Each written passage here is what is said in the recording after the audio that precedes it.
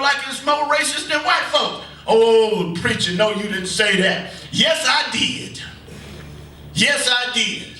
This thing is not one-sided, church. This thing is double-sided. You know I'm telling you the truth. And we the first one to go hollering about somebody discriminated against you when we do the same exact thing at times. I came by to tell you that white is only right when it agrees with the Holy Writ.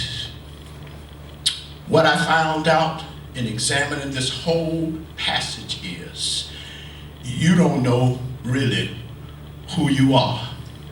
Can I tell you who you are? You are Genesis, because God created you in his own image. You are Exodus, because God delivered you out of something that was supposed to take you out. You are Numbers, because God said that you can look back over the generations and see your generational line and where you came from. You are Joshua, because every place that your soles of your foot shall tread, I have given it to you. You are Samuel, because you have been anointed from your head to your toe. You are 2 Samuel. Y'all want to go through the Bible? So you won't have to read it when I get through with it. You are 2 Samuel, because you found out that folk that you helped in your life turned their back on you, and now they trying to kill you.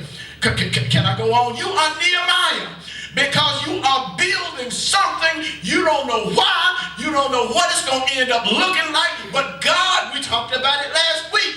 God has sent you to build something, and you need to build. You are Job.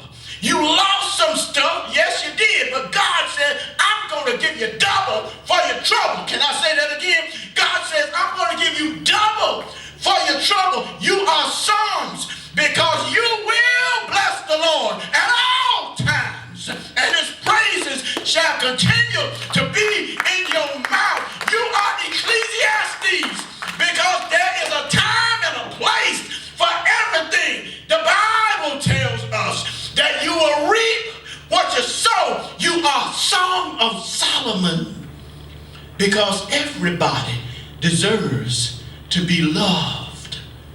You are Isaiah, because he was wounded for your transgressions. You are Jeremiah, because you got to cry sometimes. How many of you know that in the midnight hour sometimes you got to cry sometimes? You got to get together, get by yourself and get you a good cry. If you don't know it right now, let me tell you, from the pulpit to the pew, sometimes you need to go ahead on and get by yourself and cry, because when those tears flow out of you, all of that pent up stuff you got inside of you comes out. Don't you feel better? Come on. Come on.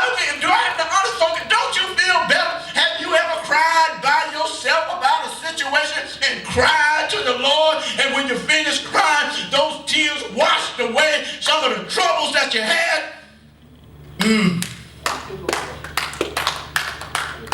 You are Ezekiel. Stuff may be dry in your life right now, as dry as those dry bones, but we serve the kind of God that will blow life back into you again. You are Daniel, because you were thrown in the lion's den, but when you came out better than before, and folk thought you was dead, but here you are now. You're alive again. You better than alive. You have come out of some stuff that was supposed to have killed you in the lion's den, but look at you now. Oh my God, you are Malachi, because you gave your tithes, and God says, I'm coming back to you, and it's coming back to you, and it's gonna come back to you pressed down, shaken together, and running over. You are Matthew, Mark, Luke, and John. Why? Because when you study the Gospels, Matthew, Mark, Luke, and John, it tells you about one person, Jesus. And if you are Jesus' child, you got Jesus inside of you. You are the epistles. Paul wrote these epistles give you understanding. And you, my children, are filled with understanding. You are revelation.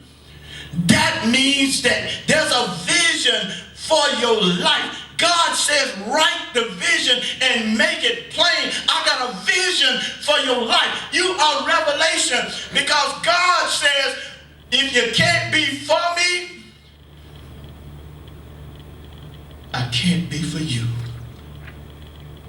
But the word says, if God be for you, who can be against you? God bless you, church. God bless you, church. God bless you. You got to learn how to drink from the same cup. You, I, everybody else. We want to destroy this thing called race, religion, and racism divide. We got to start learning how to drink from that same cup. The doors to the church are now open.